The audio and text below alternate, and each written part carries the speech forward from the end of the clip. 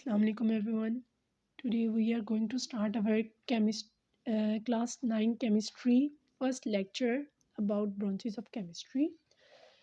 इस लेक्चर को स्टार्ट करने से पहले मैं बताती चलूँ कि इससे पहले जो मेरा इंट्रोडक्शन ऑफ केमिस्ट्री का लेक्चर था उसके अंदर मैंने केमिस्ट्री की डेफिनेशन को और केमिस्ट्री को समझने के लिए मैटर को और एटम को समझना क्यों ज़रूरी है मैंने ये बताया था और बेसिक्स मैटर के बारे में और एटम के बारे में मैंने कुछ थोड़ा बहुत बेसिक्स इनके दोनों के बारे में मैंने क्लियर किए थे। आज हम केमिस्ट्री को अगर पढ़ते चलें तो केमिस्ट्री को पढ़ना ज़रूरी है क्योंकि ये हमारे इर्द गिर्द हमारे माहौल में, हमारे घर में, हमारे इन्वायरमेंट में, हर तरफ हर जगह केमिकल रिएक्शंस हो रहे हैं, किसी न किसी सूरत में हो रही हैं। इन तमाम चीज़ों को स्टडी करने के लिए हमने केमिस्ट्री को आसान किया और हमने इसे डिफरेंट ब्रांचेस में डिवाइड कर दिया। आज हमारे पास जो फर्स्ट ब्रांच है केमिस्ट्री की उसे हम फिज़िकल केमिस्ट्री कहते हैं।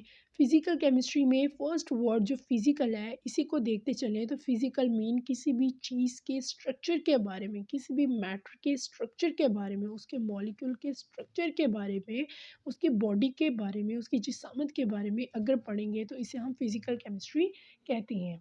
फिज़िकल केमिस्ट्री की अगर बात करते जाएँ तो कंपोजिशन के बारे में यानी कोई मैटर अगर हमारे पास मौजूद है तो उसकी कंपोजिशन, उसकी फ़िज़िकल प्रॉपर्टीज़, उसके अलावा उसका जो स्ट्रक्चर है उसके ऊपर किस तरह हीट अफ़ेक्ट करती है। इन तमाम चीज़ों को हम फ़िज़िकल केमिस्ट्री में पढ़ेंगे।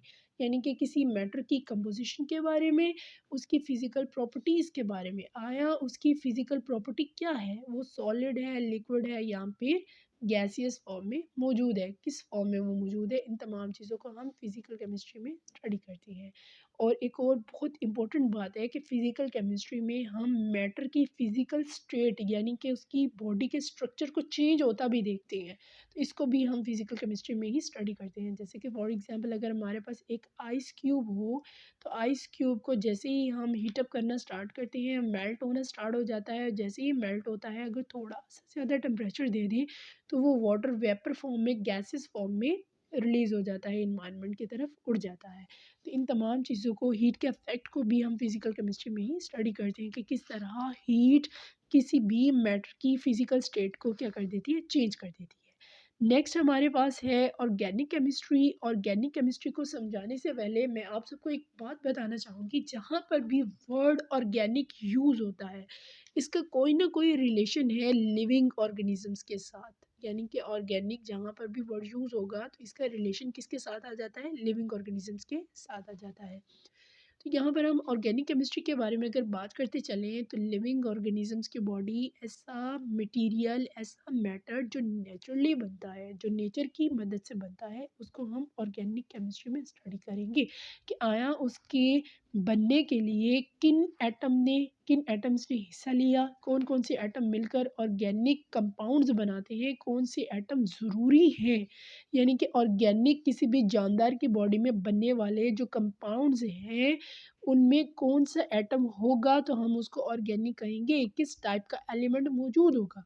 तो अगर हम ऑर्गेनिक केमिस्ट्री की बात करते चलें तो ऑर्गेनिक कंपाउंड्स ज़रूरी हैं कि उनके पास कार्बन और हाइड्रोजन मौजूद हो, तब भी हम कहेंगे कि कार्बन और हाइड्रोजन ने दोनों ने आपस में जुड़ने के लिए अपने अपने इलेक्ट्रॉन्स को क्या किया, यानी ये दोनों एटम है ना, तो दो एटम जब आपस में जुड़ते हैं तो अपने इलेक्ट्रॉन्स को ये शेयर करते हैं या मुकम्मल ट्रांसफ़र करते हैं। इसके बारे में मैं तफसीली लेक्चर आपको इंशाल्लाह चैप्टर नंबर 4 में बताऊँगी या एक अलग से आपके लिए एक वीडियो बना दूँगी कि किस तरह कोवलेंट बॉन्डिंग या फिर आयनिक बॉन्डिंग ये क्या डिफ़रेंस है, यानी क्यों बॉन्ड बनते हैं, किस तरह एटम आपस में जुड़ते हैं, उनकी वजह क्या है। अब भी समझने के लिए इतना ज़रूरी है कि कोई भी एटम दूसरे एटम से इसी शर्त पर मिलता है, यही वजह है कि उन्होंने अपने आउटर शेल में अपने नंबर ऑफ़ इलेक्ट्रॉन्स को क्या करना होता है, बैलेंस करना होता है, स्टेबल करना होता है। यानी कि या तो वो अपने इलेक्ट्रॉन्स दे देगा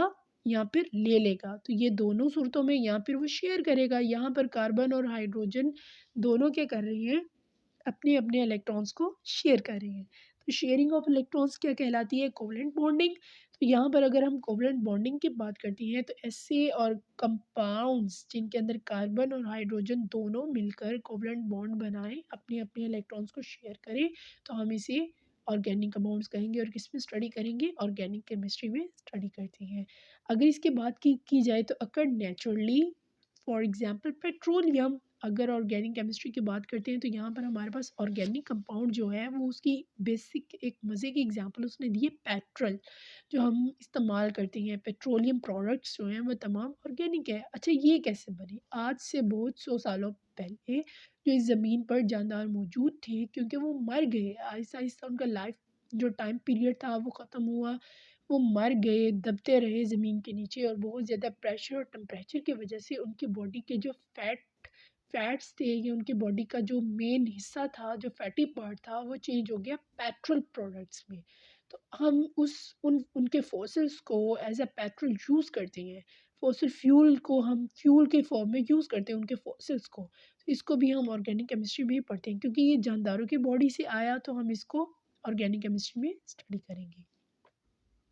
नेक्स्ट हमारे पास नंबर थर्ड पर आ जाती है इनऑर्गेनिक केमिस्ट्री।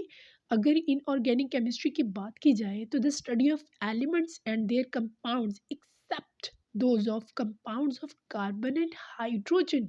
यानी कि ऑर्गेनिक केमिस्ट्री के टोटली ऑपोजिट फॉर्म में अगर कोई काम कर रही है तो वो इनऑर्गेनिक केमिस्ट्री कर रही है।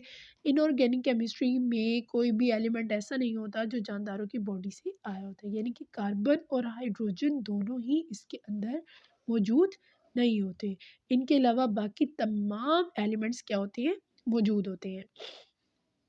नेक्स्ट हमारे पास है बायोकेमिस्ट्री। अगर मैं इनऑर्गेनिक केमिस्ट्री के एक एग्जांपल देती जाऊँ तो हमारे पास जो मिनरल्स होते हैं, जो रॉक्स से आते हैं, सॉइल से आते हैं, इनके बारे में अगर देखा जाए तो इनऑर्गेनिक केमिस्ट्री में रॉक्स और सॉइल से आने वाले मिनरल्स सच लाइक सीमेंट कर लें, कुछ ऐसा कर लें, some gases such as like oxygen, तो ये सारे के सारे क्या हैं, इनऑर्गेनिक केमिस्ट्री में आ जाते हैं, क्योंकि ये इनऑर्गेनिक कंपाउंड्स हैं।